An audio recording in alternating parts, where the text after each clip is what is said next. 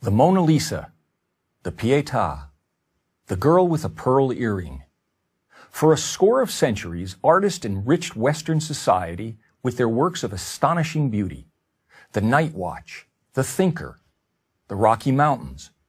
Master after master, from Leonardo to Rembrandt to Bierstadt, produced works that inspired, uplifted, and deepened us. And they did this by demanding of themselves the highest standards of excellence, improving upon the work of each previous generation of masters, and continuing to aspire to the highest quality attainable.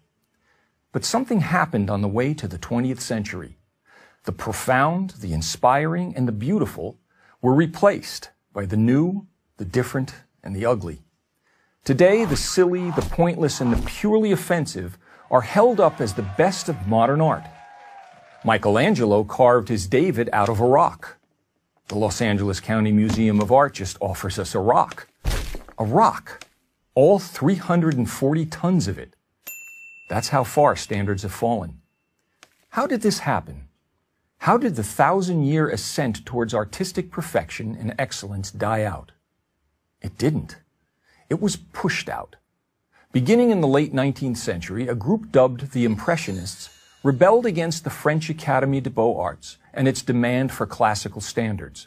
Whatever their intentions, the new modernists sowed the seeds of aesthetic relativism, the beauty is in the eye of the beholder mentality. Today, everybody loves the Impressionists. And as with most revolutions, the first generation or so produced work of genuine merit. Monet, Renoir, and Degas still maintained elements of disciplined design and execution. But with each new generation, standards declined until there were no standards. All that was left was personal expression. The great art historian Jacob Rosenberg wrote that quality in art is not merely a matter of personal opinion, but to a high degree objectively traceable. But the idea of a universal standard of quality in art is now usually met with strong resistance, if not open ridicule. How can art be objectively measured? I'm challenged. In responding, I simply point to the artistic results produced by universal standards compared to what is produced by relativism. The former gave the world the birth of Venus and the dying Gaul, while the latter has given us the Holy Virgin Mary, fashioned with cow dung and pornographic images, and Petra, the prize-winning sculpture of a policewoman squatting and urinating, complete with a puddle of synthetic urine. Without aesthetic standards, we have no way to determine quality or inferiority. Here's a test I give my graduate students, all talented and well-educated. Please analyze this Jackson Pollock painting and explain why it is good. It is only after they give very eloquent answers that I inform them that the painting is actually a close-up of my studio apron. I don't blame them. I would probably have done the same, since it's nearly impossible to differentiate between the two. And who will determine quality is another challenge I'm given.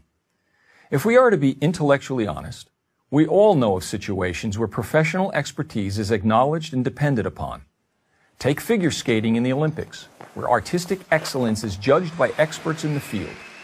Surely we would flinch at the contestant who indiscriminately threw himself across the ice and demanded that his routine be accepted as being as worthy of value as that of the most disciplined skater.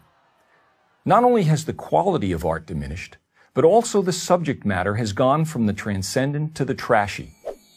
Where once artists applied their talents to scenes of substance and integrity from history, literature, religion, mythology, etc., many of today's artists merely use their art to make statements, often for nothing more than shock value.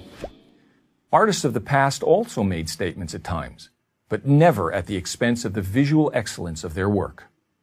It's not only artists who are at fault. It is equally the fault of the so-called art community, the museum heads, gallery owners, and the critics who encourage and financially enable the production of this rubbish. It is they who champion graffiti and call it genius, promote the scatological and call it meaningful.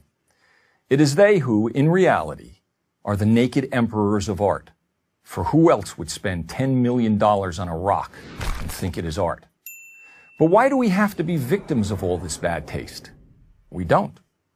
By the art we patronize at museums or purchase at galleries, We can make our opinions not only known but felt. An art gallery, after all, is a business like any other.